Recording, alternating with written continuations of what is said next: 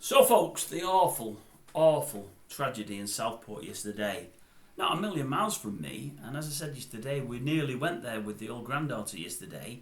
Last minute, we decided to go New Brighton instead, just to get a bit of nice weather and a bit of beach. Had my eldest daughter been free, we'd have gone to Southport, but she wasn't, and we thought New Brighton was the easier option.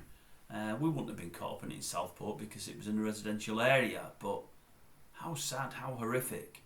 We heard coming home in the car that something had happened in Southport. We didn't know what.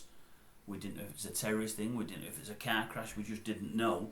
And they said we're going to have more on the news. And when we heard it, you just couldn't believe it. And you think, oh my God, it's crazy. Crazy. I was going to cover it last night, folks. I didn't because time was really of the essence last night. I finished really late. I had a lot to do. But also, I think I learnt a couple of lessons from the incident at Manchester Airport a few days ago now. I've done like 3 or 4 videos on that, and on every single one I've changed my opinion as more and more evidence and more pictures came out. I think somebody mentioned that the other day and said, why on earth have all the pictures not come out at the same time and the videos all in one? So as folk could have formed an opinion straight away rather than showing one side of it and then having videos done later that show another side. Who withheld them? Why were they withheld? Anyway, that's another story. Back to these young kiddies and these heroic teachers yesterday. I mean, because it only happened yesterday and because I didn't know a lot, I thought, well, I'm running late anyway, but I'm not going to cover it. More will come out in this morning's news and more probably later today. And I'm glad I didn't cover it because I noticed some fellow on YouTube last night, who I'm not over keen on, was saying that the guy that's done it, he mentioned a name, and it might be the correct name, but he's saying he's an asylum seeker. He's saying he came over on a boat recently. And I think he said he's got mental health issues. And I think he also said he's on like an MI5, MI6, whatever it might be, watch list. Now, from what I'm hearing today, all of that seems like folly. I think I think the lad was born in this country of parents, I think, from Rwanda. But I think they came over from Rwanda before the lad was born. I think the lad's 17 now, so they've been over here a good few years.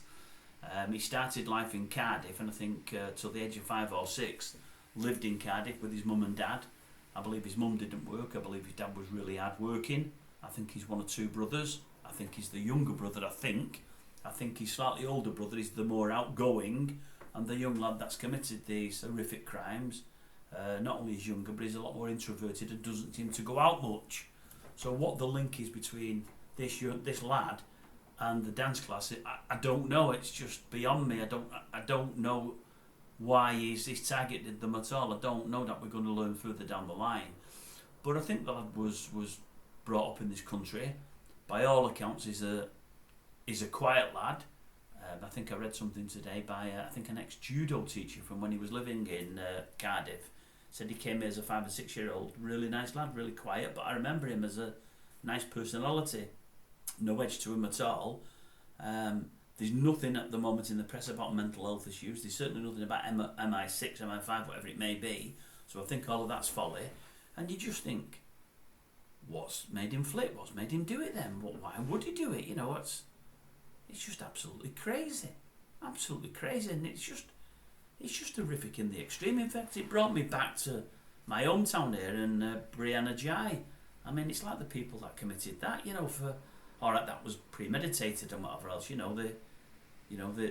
hoodwinked her to get her there. They knew what they were going to do, but it's in its own way, it's just horrific. And you think, why? A 17-year-old young adult, why? Where's the motive behind it? I mean, Southport, the area, you look at it on the TV and it looks a nice area. It's not a huge town. It gets busier in summertime because obviously you've got the sea there and the beach. But I mean, many think of Southport as, I think I always have, to an extent, as a town to retire in. A lot of people get older and go live in that town. You know, it's just a nice place. It's a nice area, nice people. Say my eldest daughter lives there in Ormskirk, not many miles away. My son-in-law does a lot of work there as a builder, and I just don't get it. We were hearing yesterday, and this just shows how rumours go. My son-in-law was saying, that they're keeping it quiet. They're saying one died, there's 6 of them have died already. Well, later last night we knew it was only 2. This morning it's become 3. There might be even another by now because I believe 5 or 6 are in a critical condition. I hope and pray that they all make it, and I hope and pray that they all make it with no longer term injuries. I hope it doesn't impair them in later life. Obviously up here they're going to be damaged absolutely forever, but I do hope bodily they're okay. I don't know what more I can say other than just to say, why? Where do these things come from? You know, it's just, I mean, I was thinking last night, I thought someone like Jim Davison will have a field day with this. They've just come over on a boat, they're asylum seekers. MI 5 or 6 knew about him, mental health issues. I thought he will have a field day.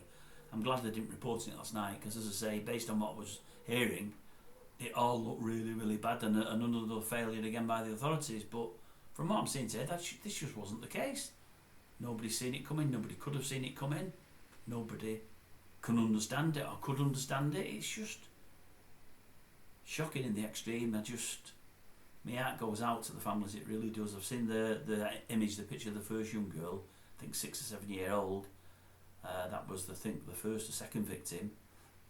Just reminds me of my granddaughter who we took to the beach yesterday. Funnily enough, I think the young girl in the picture, I think she looks like she might have lost a couple of teeth. Not obviously in the thing yesterday. You know, as young kids, the teeth fall out and they regrow. My granddaughter lost one only yesterday morning before we went to the beach. There was blood everywhere. She's not bothered about it. She's lost 2 or 3 more. She thinks it's great. But that young girl just reminded me of seeing the picture of her. And I'm always one of them there but for the grace of God. It just could have been one of my grandkids. And it terrifies me. It just does, honestly. This world we're living in, I don't know, folks, but these things just keep happening, don't they? And you think, when are they going to end? Where are they coming from? I know we've not yet got America, and I know there's no guns and whatever else, but still, in their own way, they're just as bad, aren't they? It's just awful. Anyway, commiserations to the parents and what have you, but their lives will never be the same again, and all extended family. It's just so sad. So very, very sad. I don't know what else to say. Right, we'll leave it at that, because I've no idea what to say. Nothing can make it better, can it, unfortunately?